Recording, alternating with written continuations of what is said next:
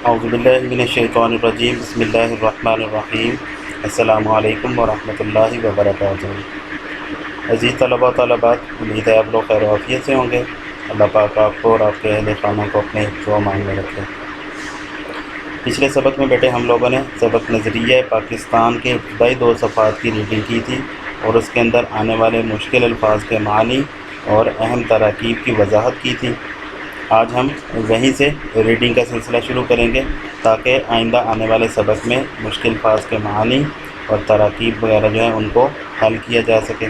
تو آئیے سبق کی طرف بڑھتے ہیں۔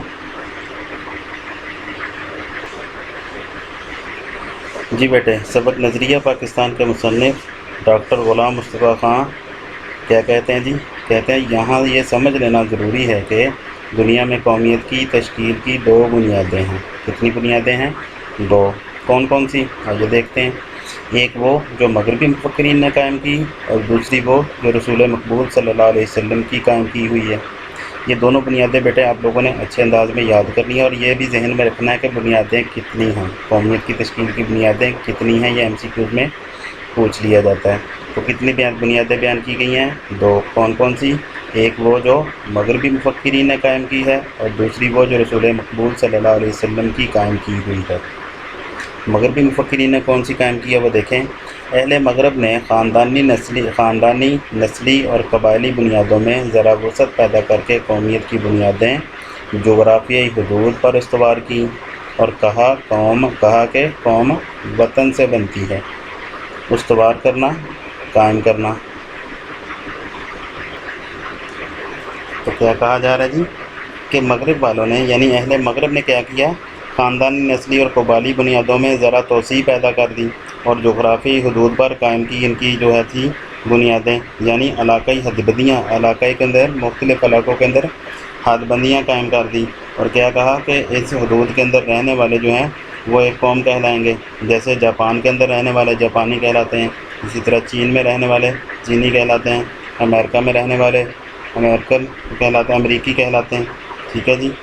تو یہ حقوق جو اہل مغرب نے قومیت کی تشکیل کی اس کے مطابق کیا ہوا؟ علاقوں کے اندر لوگوں کو محدود کر دیا، حد بندیاں قائم کر دی، کہا کہ یہ قوم جو ہے وہ علاقے سے کیا کہا جی کہ عبارت دیکھیے کہ اہل مغرب نے خاندانی نسلی اور قبائلی بنیادوں میں ذرا وسعت پیدا کر کے قومیت کی بنیادیں جغرافیائی حدود پر استوار کی، قائم کی اور کہا کہ قوم وطن سے بنتی ہے۔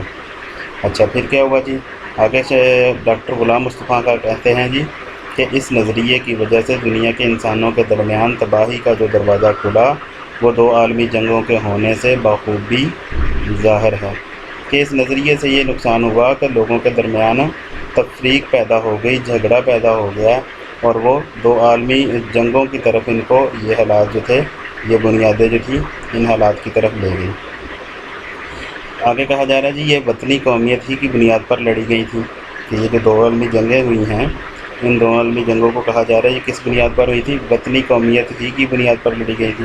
اور یہ وطنی قومیت جنوبی ایشیا کے مسلمانوں کو تحفظ دینے میں تو بالکل ہی ناکام تھی کہ یہ قومیت کی جو اہل مغرب نے تشکیل کی تھی اس تعریف کے مطابق دیکھا جائے تو کیا ہوا؟ یہ وطنی قومیت جنوبی ایشیا کے مسلمانوں کو تحفظ دینے میں تو بالکل ہی ناکام تھی، کیونکہ جنوبی ایشیا کے مسلمان اس نظریے کے تحت ایک مجبور اقلیت بن جاتے تھے، کیونکہ اگر وہ اس کو مان لیتے تو کیا بن جاتے؟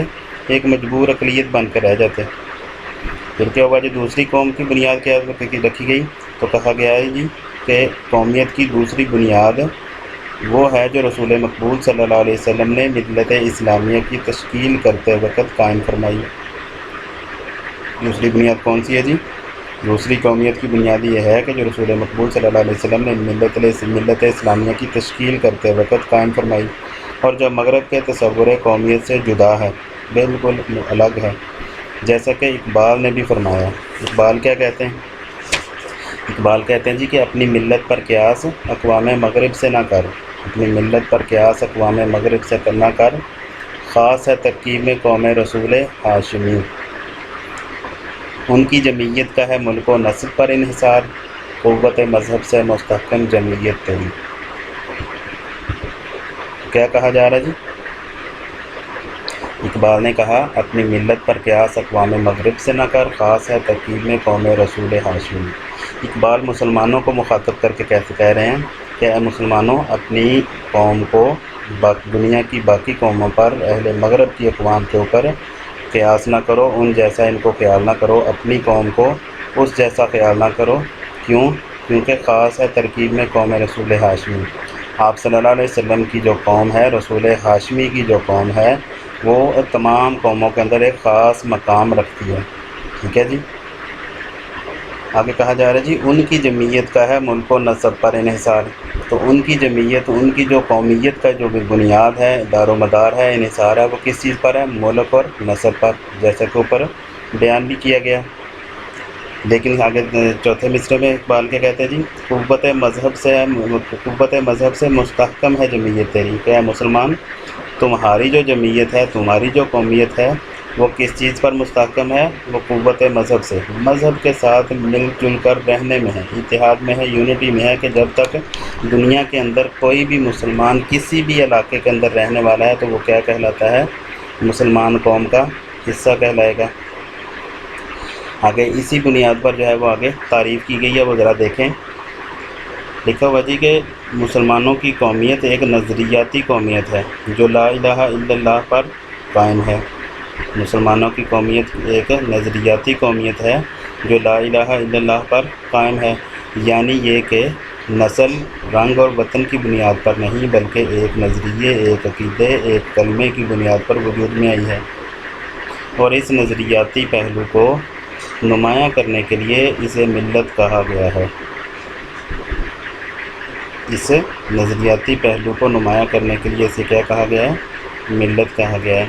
ایسی نظریاتی قومیت میں ہر نسل، ہر رنگ اور ہر جغرافیائی خطے کے لوگوں کے لیے جگہ ہوتی ہے، اور حقیقت یہ ہے کہ جنوبی ایشیا کے مسلمانوں کو، جن میں ہر نسل، ہر رنگ اور مختلف جغرافیائی خطوں کے لوگ شامل تھے، ایک ایسی قوم کے ماتحت اقلیت بن کر رہنا منظور نہ تھا جو اسلامی قومیت کے برعکس ذات پات، چھوت چھات اور بت پرستی کے مندروں میں جکڑی ہوئی ہو۔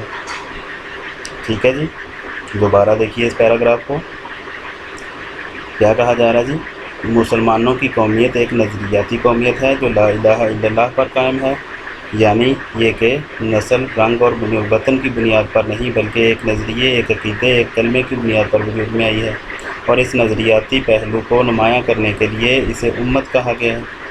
ایسی نظریاتی قومیت میں ہر نسل، ہر رنگ اور ہر جغرافیائی خطے کے لوگوں کے لیے جگہ ہوتی ہے، اور حقیقت یہ ہے کہ جنوبی ایشیا کے مسلمانوں کو، جن میں ہر نسل، ہر رنگ اور مختلف جغرافیائی خطوں کے لوگ شامل تھے، ایک ایسی قوم کے ماتحت اقلیت بن کر رہنا منظور نہ تھا جو اسلامی قومیت کے برعکس ذات پات، چھوت چھات اور بت پرستی کے بندروں میں جکڑی ہوئی تھی۔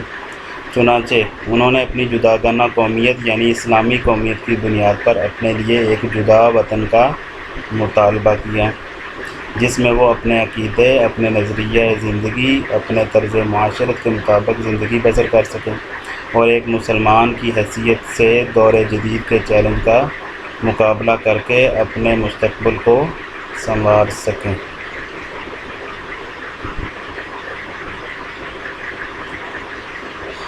آگے کیا کہا جا رہا ہے جی دیکھیے،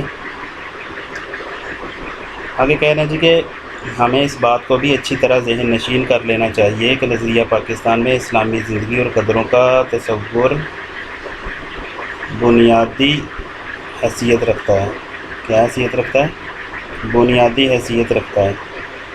اخوت، مساوات، عدل، دیانت، خدا ترسی، انسانی ہمدردی اور عظمت کردار کے بغیر نظریہ پاکستان کو فروغ نہیں ہو سکتا۔ کن کن چیزوں کے بغیر؟ اخوت یعنی بھائی چارہ کے نظریہ پاکستان کے اندر ان چیزوں کا ہونا انتہائی ضروری ہے کہ جی اخوت ہو، بھائی چارہ ہو، مساوات برابری ہو، عدل انصاف ہو، دیانتداری ہو، خدا ترسی ہو، انسانی ہمدردی ہو اور عظمت کردار ہو کہ کردار کا بلند ہونا۔ یہ ساری چیزیں اگر ہوگی تو کہا جا رہا ہے ان چیزوں کے بغیر نظریہ پاکستان کو فروغ نہیں ہو سکتا۔ آگے کیا کہہ رہے ہیں؟ آگے کہہ رہے ہیں جی کہ اگلے دیکھیے جی